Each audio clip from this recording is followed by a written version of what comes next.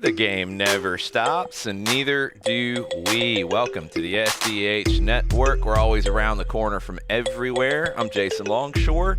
This week we caught up with new Atlanta United midfielder Adrian Gill. Talked about his life at La Masia in Barcelona, how the adjustment to Atlanta has gone. Madison Cruz and I caught up with him in Marietta last week, and please enjoy our conversation with Adrian Gill.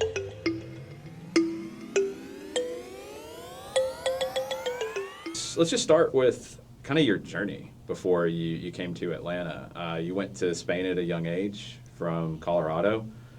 Just what was it like adjusting to a new country at that age?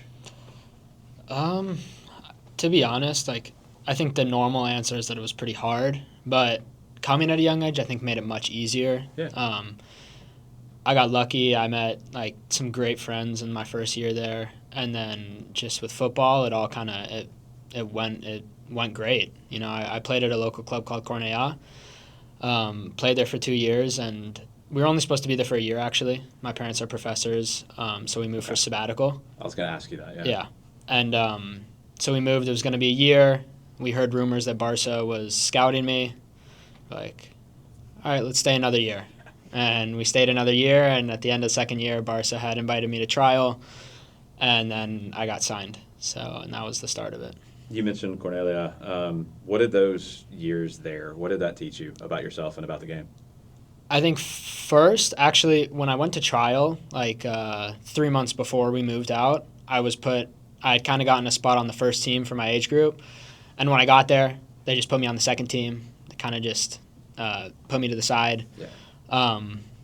But yeah, I think it was actually an incredible decision for me because I was able to play with that team. I also got called up with the year older second team. Then I would play with the first team for my age as well, and just adapting to different players, a different style of soccer, and that was all really beneficial to me. Cool. When you mentioned Barcelona started kind of asking and looking, what was that process like for you? What was that like as a kid? I think, when I first moved, there's always the dream of I'm in Barcelona.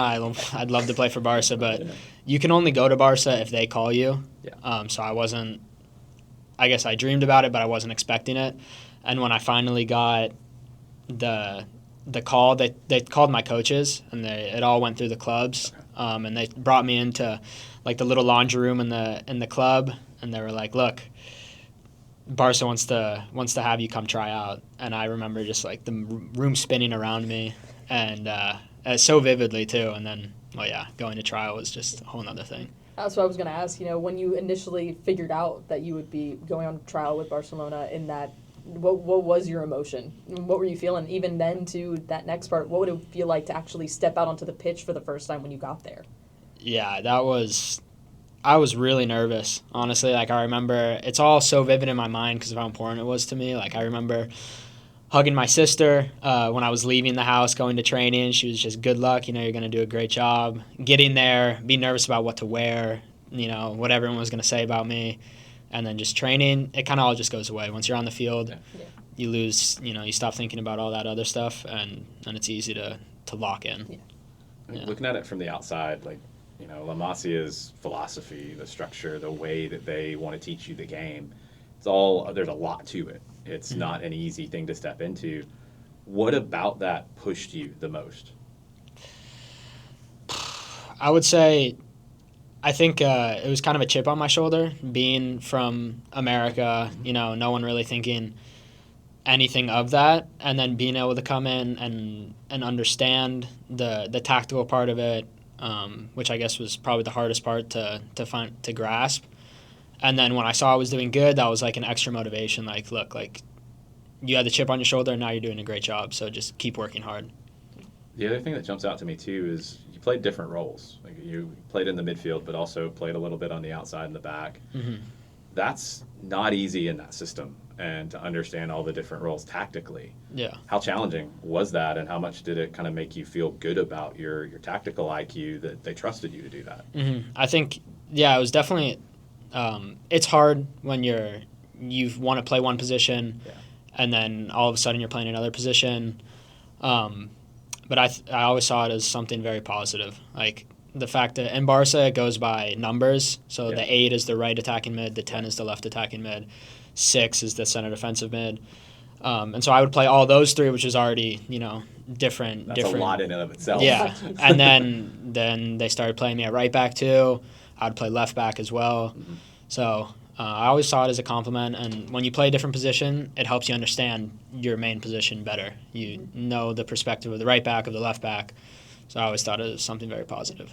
What was the biggest tactical or technical lesson that you learned from your time at Barcelona in those years that you're bringing here now to Atlanta?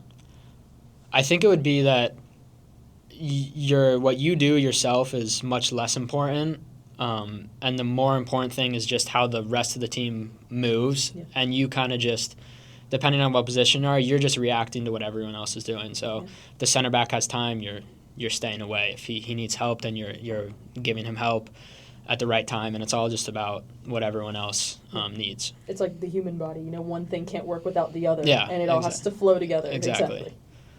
In 23, you got some opportunity with the first team a little bit in training. What was that first day like to go out and join the first team in training? I remember I got the text that I was going to be training with the first team like the night before. So I was so nervous, like sleeping and all that. But yeah, once you get out there, like I said, you just kind of, everything just goes away and you're just concentrated on the training. So I didn't really feel nervous at all when I was on the field, and I was just able to play and do my thing. You were getting into some first team training sessions. You played for the B team, right? A little bit. You played for youth league, and then you had the ACL injury. Yeah. Tell us about how that whole time span was for you. Yeah, I mean, I think it's the worst part is it was right when it was like a week after I trained with the first team. So yeah, it was quite a bummer, and in a training as well, nonetheless, just a pretty normal play, and my knee just gave out. So yeah, that was definitely the hardest part. But yeah, I came back from that, I was concentrated, worked on just my body, my mental part, and yeah, you get through it. One thing I think, especially when we talk about the game as a whole, a mental side I feel like kind of gets pushed to the sidelines a lot of the time. And especially during an injury like that, it can be some of the most important thing is mentally getting back into shape, mentally trusting everything again and what's happening. Mm-hmm. How was that process like for you, kind of like focusing on the mental side of that and getting ready to get back up and get fitness ready for the game? Yeah, I mean, I guess in a way it all just happens on its own. Yeah. Like they have all the time set up, 6 months you start running. All of this is already kind of set up, and by the time that you're ready for the next step, you're mentally ready for it too. But I think it's scary. Like when your knee gives out doing something simple, and then you have to do that again. You're like, is my knee going to give out again? So that's definitely the hardest part.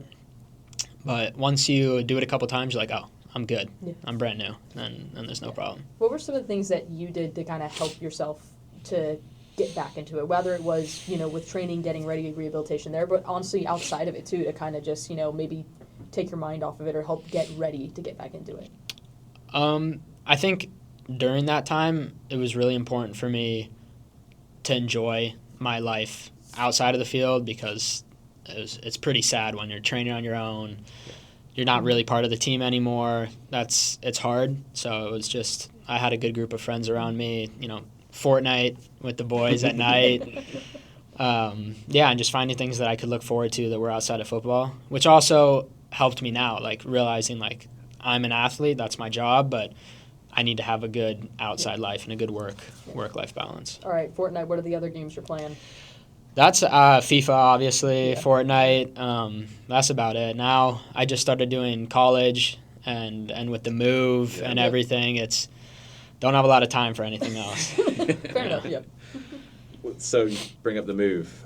When everything started to become real, you were playing at Cornelia again, and opportunity came to come back to the States. Mm-hmm. How did that whole process work out? Well, so I was Barca kind of just came up to me, and I didn't have a license to play with the B team because of when I came back from injury.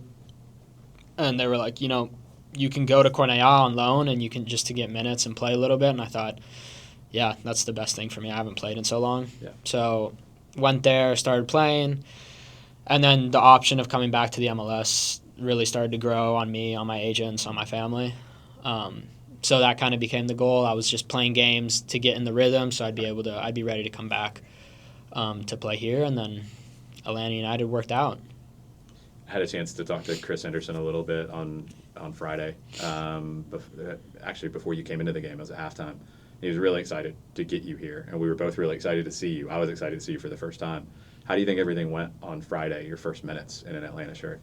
I think it was great. I mean, the opportunity is incredible to be able to play Atlanta first team and play against another professional team, being USL, and I thought it went good. I felt comfortable on the ball for the first game. I was really excited to play. How has it been in training, getting to know a lot of these guys as well, and, for you coming in early, like, how's it been kind of connecting with a lot of those guys? The group is, like, they've all accepted me so easily. I felt so comfortable since day one, like when I had to sing in front of the team. I didn't feel too nervous. Everyone, the entire team has accepted me. All the boys talking to me and asking me questions, getting to know me, and very open. All right, now I have to ask, what was the song that you did? It was "See You Again." Yeah, I know. And I have a terrible voice too, but I just thought, I'll go out there and feel it. I can sing it. You went for the ballad. Exactly. I like it. No, it's awesome. You gotta get the emotion. You go for the vibes. Exactly. You get the vibes. You're all right. Exactly. How much has your both experience, but also your education at Barcelona, kind of helped you settle in here? Well, first of all, just being able to speak Spanish. Yeah. I think that's a huge plus with a Spanish-speaking staff, a lot of Spanish-speaking players. So I feel like I can be in between both languages and have no problem. So I think that helped a lot. And also just tactically, it's very similar to Tata's system. Yeah. So it's already stuff that I've seen, and while Tata has different stuff, it's easier to understand. We talked a little bit after the game about instructions Tata had for players. What did he tell you when you went in the second half? He was explaining how they like to do a three out the back. Yeah, I'm not sure. Sometimes I know words in Spanish now that I don't know in English, but it was 3 in the back, and they want the 6 to come down and play there sometimes, depending on the game circumstance, of course. But just opening that up, having the fullbacks go up, the wingers to come inside, and just moving around so that we can get free men. Yeah, it looked like you had been playing for Tata for a long time. It looked totally comfortable for you. Yeah. No, I felt like I said, it's pretty similar to the Barca system where we're used to having that third man come out and then have the right back go up, the attacking mid come down. Like it's pretty fluid.